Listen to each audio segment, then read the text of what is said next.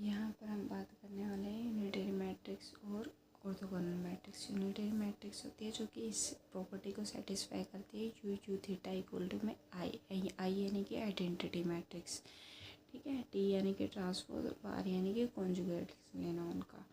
तो इसकी एंट्रीज होती है वो हमारे पास कॉम्प्लेक्स नंबर भी हो सकती हैं। और जो ऑर्थोगोनल मैट्रिक्स होती है वो हमारे पास होती है यू टी इक्वल टू में आई, ठीक है। तो इसकी एंट्रीज हमारे पास क्या होती है, रियल नंबर्स होती है, ठीक है।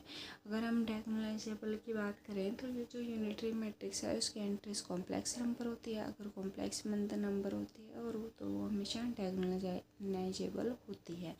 लेकिन हम जब ऑर्थोगोनल मैट्रिक्स की बात करें तो अगर हम उसकी फील्ड कॉम्प्लेक्स नंबर लेते हैं तब तो वो डायगोनलाइजेबल होती है। अगर उसकी फील्ड अगर हम रियल नंबर लेते हैं तब वो डायगोनलाइजेबल नहीं होती, हो भी सकती है नहीं भी हो सकती है, ठीक है।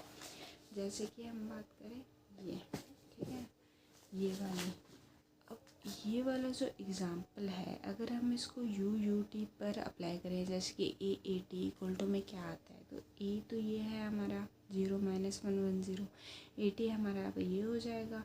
तो इन दोनों को मल्टीप्लाई करते हैं तो हमारे पास आता है आई, यानी कि ये हमारे पास उसकी ऑर्थोगोनल मैट्रिक्स की प्रॉपर्टीज़ को सेटिस्फाई करता है। लेकिन हमारे पास इसके आइगन वैल्यूज़ क्या है, आइगन वैल्यूज़ है प्लस माइनस आयोटा, ये रियल नंबर में तो बिलोंग करते नहीं है।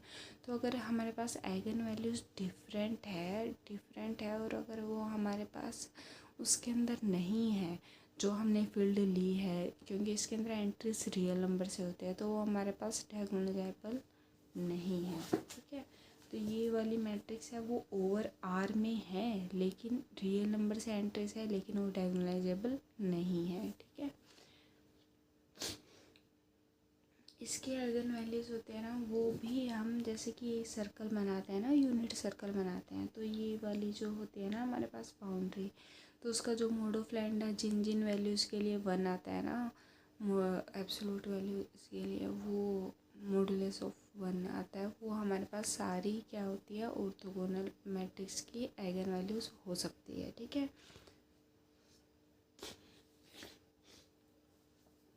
ठीक है, जैसे कि और इसकी जो भी आइगन वैल्यूज होगी ना वो हमारे पास कॉन्जुगेट पेयर्स के अंदर आती है, ठीक है।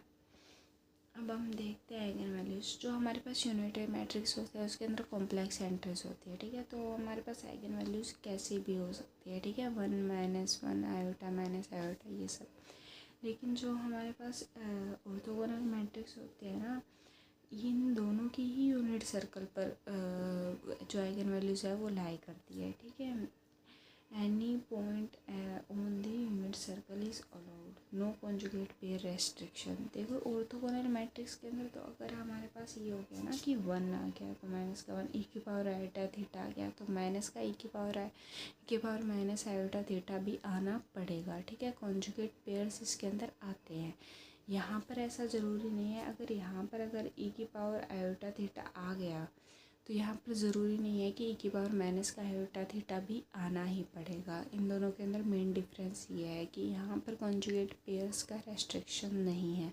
एक हम ले लेते हैं आयोटा तो दूसरी हम ले लेते हैं ई की पावर आयोटा π/3, तो यहाँ पर कोई रेस्ट्रिक्शन नहीं है।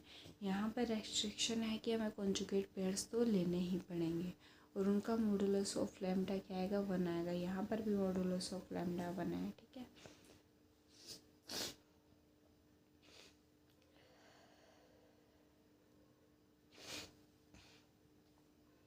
बस यही डिफरेंस है ऑर्थोगोनल और यूनिटरी मैट्रिक्स में। अगर इसके अंदर ये तो हमेशा डायगोनलाइजेबल होती है और ये होगी अगर हम फील्ड कॉम्प्लेक्स नंबर लेते हैं, और अगर फील्ड अगर हमारी रियल नंबर है तो हो या ना हो वो उस पर डिपेंड कर रहा है उस टाइम के लिए। बस यही है। और यूनिटरी मैट्रिक्स नॉर्मल मैट्रिक्स होते हैं। नॉर्मल मैट्रिक्स क्या होते हैं, नॉर्मल मैट्रिक्स होते हैं यू टी इक्वल टू में यू टी यू, ठीक है, इक्वल होते हैं तो हमारे पास नॉर्मल मैट्रिक्स होते हैं। तो यही है।